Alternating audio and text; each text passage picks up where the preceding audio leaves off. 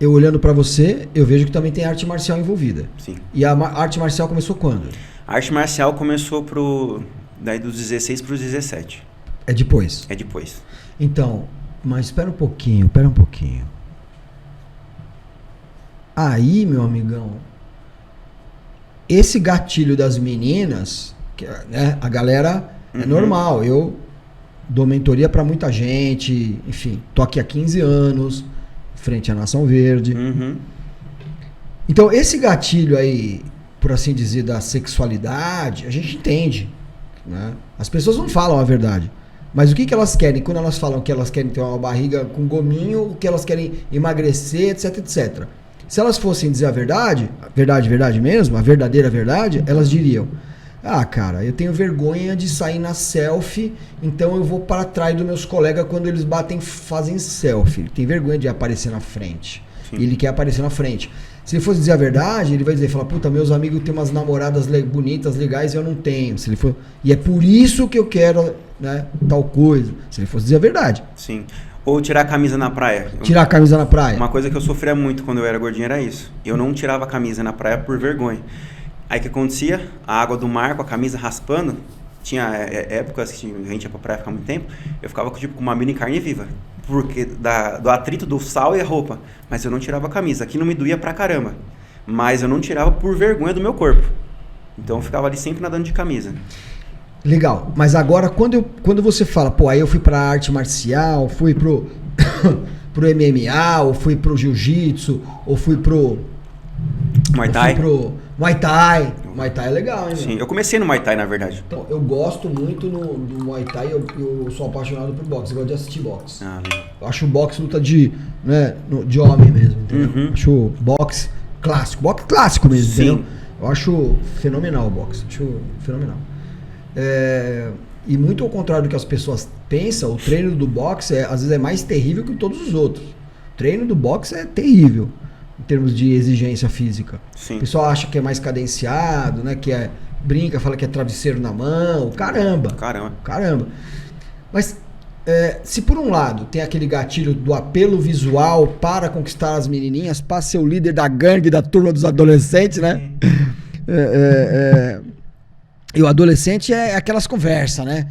Peguei tantas meninas, né? Assim, adolescente em relação ao sexo é só conversa fiada, né? Porque é todo mundo dizendo que faz mais do que na realidade faz e que faz bem o que realmente muito faz bem uma coisa que na realidade não faz bem. Exatamente, mas é outra história, né? Mas é outra história, né? Se a pessoa acredita. Mas quando a gente entra na arte marcial, eu já não tô muito acreditando em você, não. Aí eu quero saber, na arte marcial, não é o mesmo gatilho. Não, é outro. Tá? Por que você entrou na arte marcial? Fala a verdade. A arte marcial foi o seguinte.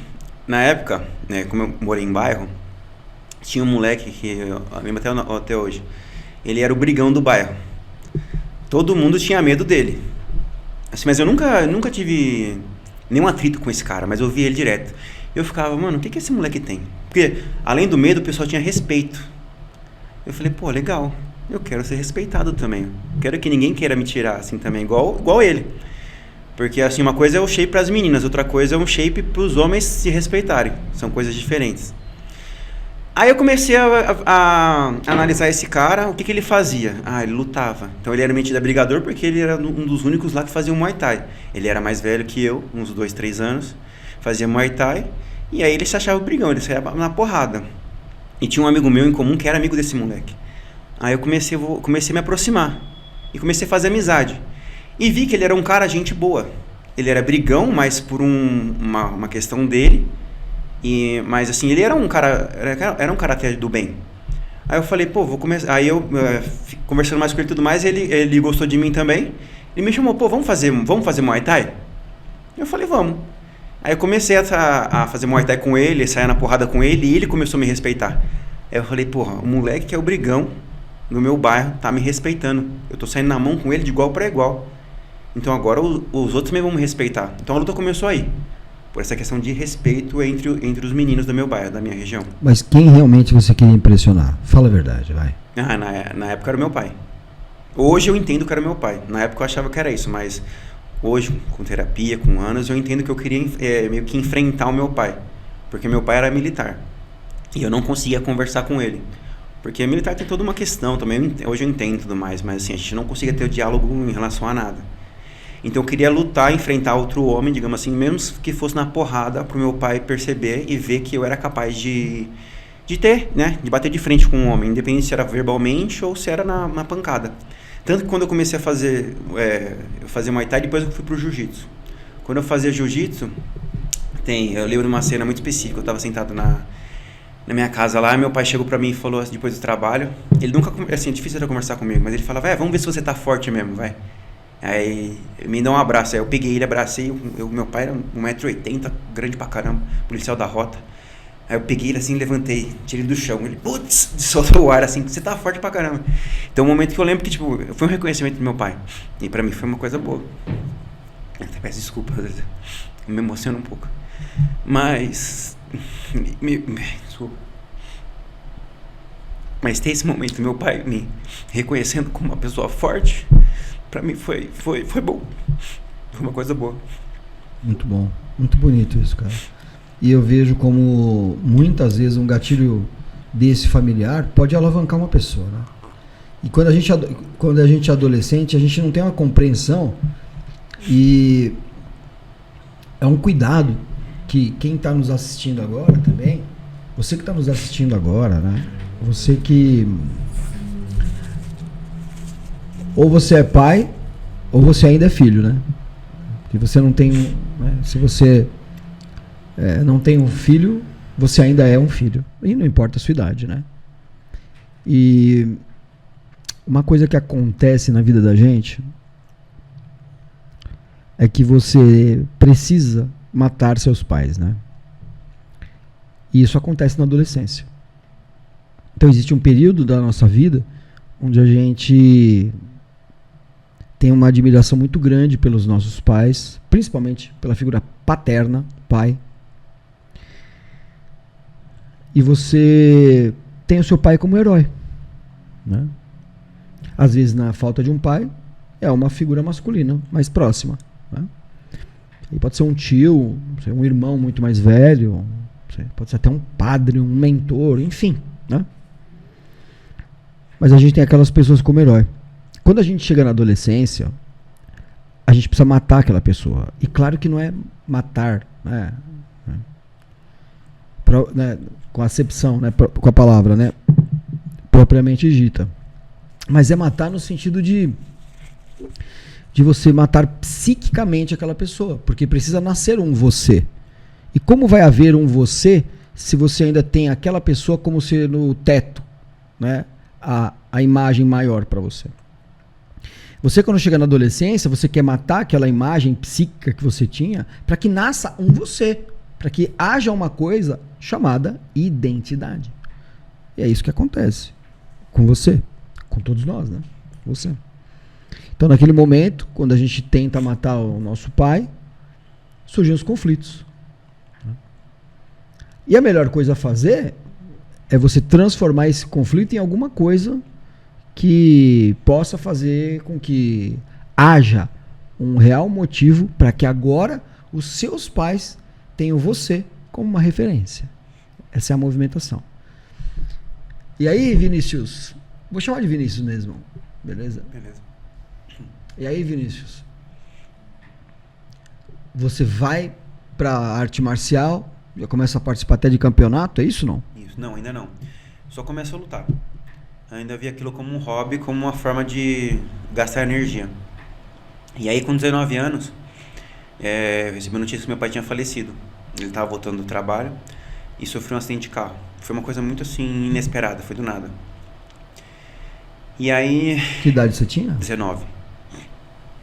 E aí... Ele sofreu um acidente de trânsito? De carro, né? De trânsito. Ele tava vindo do trabalho pela Anhanguera. E aí tava um dia chuvoso e tudo mais. E acho que ele disse que ele perdeu o controle do carro, bateu num guarda-reio e caiu ali no rio que tem na Anhanguera. E acabou falecendo nesse momento. Caramba, cara.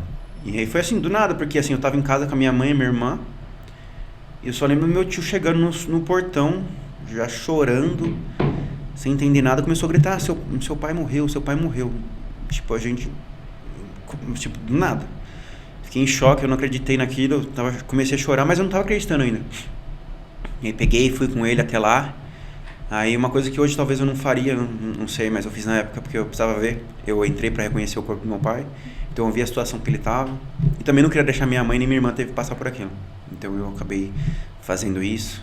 E aí eu consegui, na adrenalina na hora, entender que realmente aquilo tinha acontecido. Então passando aquele momento, aquele enterro, luto e tudo mais, eu comecei a pensar, pô, a minha proteção, a nossa proteção não estava mais lá.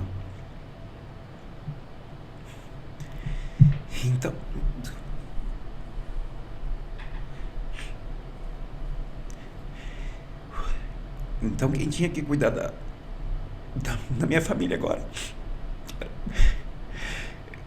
era eu.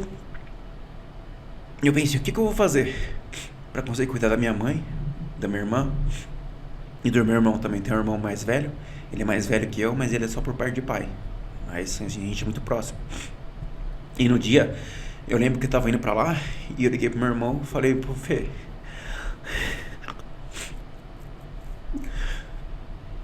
o pai sofreu um acidente e ele faleceu. O meu irmão também ficou sem acreditar, ele ficou em choque. Ele não conseguiu ir até lá comigo. Então eu acabei indo sozinho, meio que passar por esse, né, pela nossa família ali. E eu tinha que começar a ser o exemplo para minha família, que ele tinha que ser a base forte, né, a proteção, porque todo mundo viu meu pai como o protetor.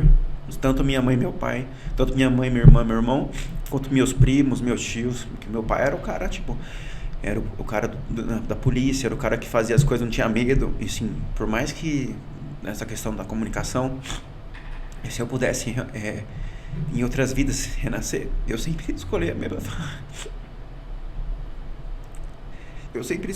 família, o mesmo pai, mesma mãe, os dois, porque assim, como você falou, né, nossos pais são heróis, e meu pai pra mim era um herói, porque eu sabia a história do que ele tinha passado, e eu sabia que ele era corajoso, porque ele era policial, ele saía de casa sem saber se ia voltar.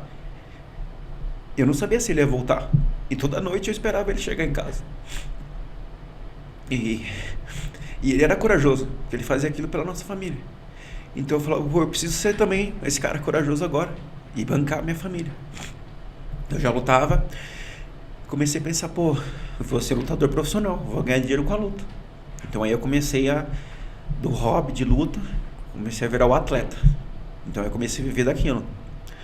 Aí comecei a treinar 4 vezes na semana, 4 vezes por dia.